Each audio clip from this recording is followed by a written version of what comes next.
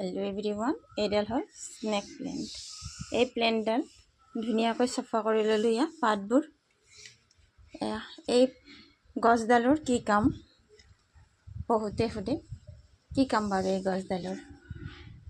এই গছডাল বাটে ঘাটে চবতে পোৱা যায় আৰু যত্ন কৰিবলৈ একেবাৰে সহজ, কিন্তু সকলোৱে নাজানে, বহুতে নাজানে কি কাম।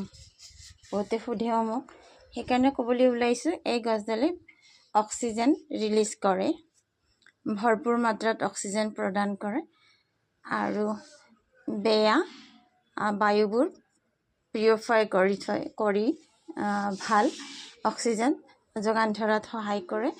আৰু এই গছডাল সদায় ঘৰৰ ভিতৰত ৰাখিব লাগে, বিশেষকৈ বেডৰুমত, বিচনাৰ ওচৰত।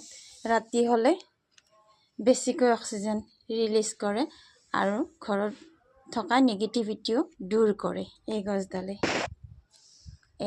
এইডাল মাজে মাজে চাফা কৰি থাকিব লাগে, পাতবোৰ পানীৰে ধুনীয়াকৈ মুচি দিব লাগে। সেয়াই যিখিনি জানো ক'বলৈ চেষ্টা কৰিলোঁ।